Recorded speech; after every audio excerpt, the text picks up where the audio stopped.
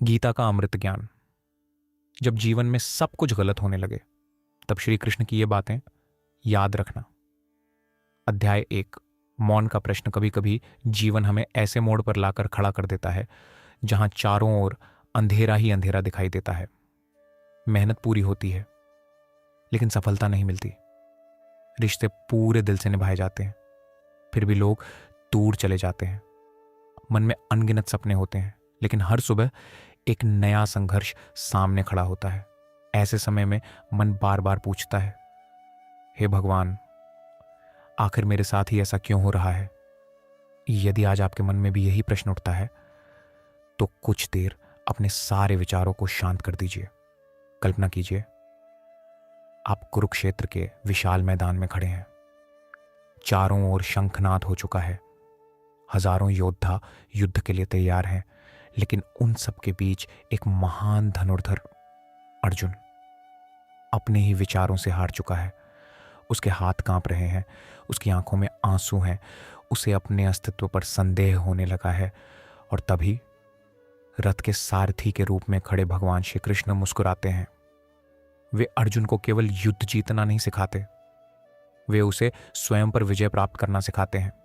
आज भी वही शिक्षा उतनी ही सत्य है, क्योंकि समय बदलता है, मनुष्य बदलता है, लेकिन मन की उलझनें नहीं बदलती। इसलिए आज हम श्री कृष्ण की उन शिक्षाओं को समझेंगे जो हर युग में हर व्यक्ति के लिए प्रकाश का मार्ग बनी है। अध्याय 2। सबसे बड़ी लड़ाई बाहर नहीं, भीतर होती है। श्री कृष्ण कहते हैं, मनुष्य का सबसे बड़ा युद्ध किसी दूसरे व्यक्ति से नहीं, अपने ही मन से होता है। बाहर की परिस्थितियां आपको उतना नहीं हराती जितना आपके भीतर का डर, आपकी चिंता और आपका भ्रम। सोचिए कितनी बार ऐसा हुआ होगा कि कोई घटना हुई ही नहीं, लेकिन केवल उसकी कल्पना ने आपको पूरी रात जगाए रखा। कितनी बार आपने भविष्य के डर में वर्तमान की खुशियां खो दी। यही मन की सबसे बड़ी चाल है। वह बार बार आपको ऐसी कहानियां सुनाता है जो शायद कभी सच ही ना हो। श्री कृष्ण कहते हैं, जिसने अपने मन को जीत लिया उसने संसार जीत लिया, लेकिन जिसने मन को अपने ऊपर हावी होने दिया उसके लिए हर छोटी समस्या भी पहाड़ बन जाती है। इसलिए जब भी मन घबराए, एक गहरी सांस लीजिए और स्वयं से पूछिए, क्या यह समस्या वास्तव में इतनी बड़ी है या मेरा मन इसे बड़ा बना रहा है? यही प्रश्न जीवन बदल सकता है। अध्याय 3। जो चला गया उसे जाने दो। मनुष्य का सबसे बड़ा दुख अक्सर वर्तमान से नहीं, अतीत से जुड़ा होता है। किसी का धोखा, किसी की कठोर बातें, किसी अवसर का खो जाना या कोई ऐसी गलती जिसे हम बार बार याद करते रहते हैं। लेकिन सोचिए, यदि आपके हाथ में पानी भरा हो और आप उसे कस कर पकड़ने की कोशिश करें तो क्या होगा? वह और तेजी से निकल जाएगा। ठीक वैसे ही जितना हम बीते हुए समय को पकड़ कर रखना चाहते हैं उतना ही वर्तमान हमारी उंगलियों से फिसलता जाता है।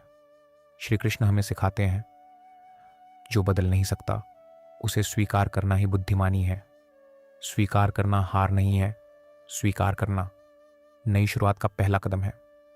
हर सुबह सूरज यह नहीं सोचता कि कल बादल क्यों थे, वह बस फिर से प्रकाश देता है। प्रकृति हमें हर दिन यही सिखाती है, चलते रहो, रुकना नहीं। अध्याय 4। कर्म का रहस्य। आज अधिकांश लोग परिणाम चाहते हैं लेकिन प्रक्रिया से प्रेम नहीं करते। सबको सफलता चाहिए लेकिन संघर्ष नहीं। सबको सम्मान चाहिए लेकिन धैर्य नहीं। श्री कृष्ण कहते हैं, तुम्हारा अधिकार केवल कर्म पर है, फल पर नहीं। इसका अर्थ यह नहीं कि परिणाम महत्वपूर्ण नहीं है। इसका अर्थ है कि परिणाम की चिंता तुम्हारे कर्म की गुणवत्ता को कमजोर नहीं करनी चाहिए। एक माली हर दिन पौधे को पानी देता है। वह यह नहीं पूछता कि फूल आज ही क्यों नहीं खिला। उसे विश्वास होता है कि प्रकृति अपना कार्य सही समय पर करेगी। ठीक उसी प्रकार आपका प्रत्येक अच्छा कर्म किसी न किसी रूप में आपके जीवन में लौट कर अवश्य आएगा। भले ही वह आज ना दिखे, भले ही कल ना दिखे, लेकिन सही समय आने पर उसका फल अवश्य मिलेगा। इसलिए मेहनत करते रहिए, ईमानदारी बनाए रखिए और धैर्य को अपना साथी बनाइए। यही कर्मयोग है। आज यदि आपके प्रयासों का परिणाम नहीं मिला तो निराश मत होइए।